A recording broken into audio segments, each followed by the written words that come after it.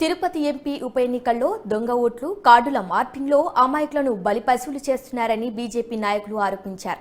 ఈ సందర్భంగా తిరుపతి ఎస్పీకి ఫిర్యాదు చేసిన బీజేపీ నేతలు కీలక పాత్రధారులను బయటపెట్టాలని డిమాండ్ చేశారు. దీనిపై మరిన్ని వివరాలు మా ప్రతినిధి హరిబాబు తిరుపతి నుంచి అందిస్తారు. ఎన్నికల సంఘానికి బీజేపీ నాయకులు చేసిన ఫిర్యాదు ఆధారంగా తిరుపతిలో గతంలో కమిషనర్ పనిచేసినటువంటి గిరీషాపై కేంద్ర ఎన్నికల సంఘం సస్పెన్షన్ వేటు విధించారు. ఈ నేపథ్యంలోనే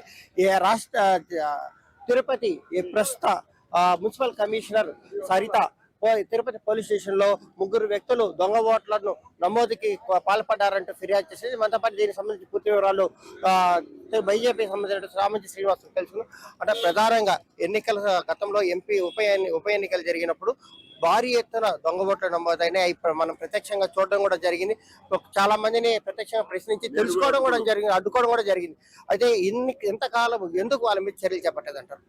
ఎన్నిసార్లు ఆధారాలతో సహా రాష్ట్ర ఎన్నికల కమిషన్ కి ఫిర్యాదు చేసినా నిమ్మకు నీరెత్తినట్లు వ్యవహరించినటువంటి ఎన్నికల కమిషన్ తీరా బీజేపీ రాష్ట్ర అధ్యక్షురాల నేతృత్వంలో జాతీయ ఎన్నికల కమిషన్ కు అన్ని ఆధారాలతో విత్ పెన్ డ్రైవ్ తో ఇన్ఫర్మేషన్ ఇచ్చినటువంటి మేరకు జాతీయ ఎన్నికల కమిషన్ సీరియస్ గా తీసుకొని ఆదేశాలు ఇవ్వడం జరిగింది. దాని మేర తిరుపతి ఈస్ట్ పోలీస్ స్టేషన్ లో క్రైమ్ నంబర్ 15/2024 కింద ఒక ఎఫ్ఐఆర్ అయితే నమోదు చేశారు.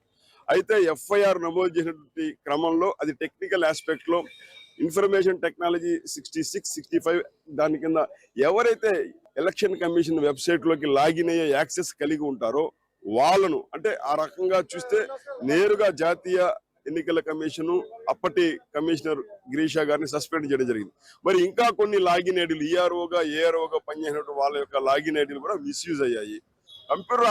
కంప్యూటర్ ఆపరేటర్లకు 30,000 ఎపిక్ కార్డ్స్ ను దొంగ కార్డులు తయారు చేసిన అవసరం ఏముంటది?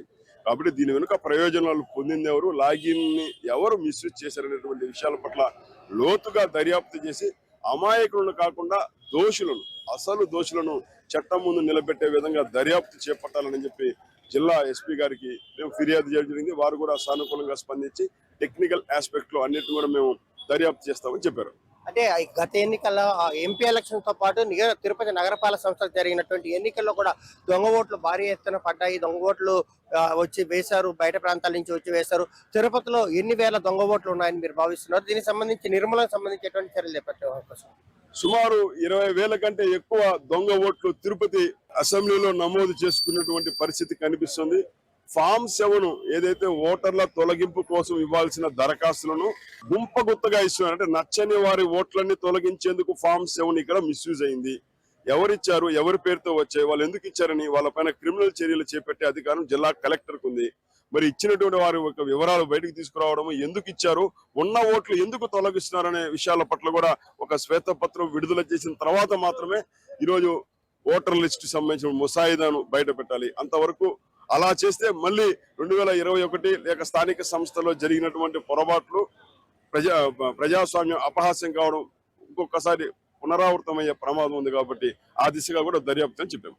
అయితే ఏదైతే ప్రభుత్వం ఎన్నికల సంఘానికి ఏదైతే ఫిర్యాదు చేస్తామో ఆ ఫిర్యాదు ఆధారంగా తక్షణం వాళ్ళ మీద చర్యలు చేపట్టాల్సిన అవసరం ఎంతైనా ఉందని, భవిష్యత్తులో ఎటువంటి చోటు చేసుకోకుండా కూడా ఫామ్ 7 దరఖాస్తులు చేయడానికి మీద కూడా కొంత నిఘా ఉంచి ఒక వ్యక్తి ఎన్ని చేయొచ్చు, ఎన్ని చేయకూడదు అన్న దాని మీద స్పష్టమైన చర్యలు చేపట్టి ఎవరైతే అక్రమాలు పాల్పడ్డారో వాళ్ళ మీద చర్యలు తీసుకోవాలని కూడా కోరుతున్నారు.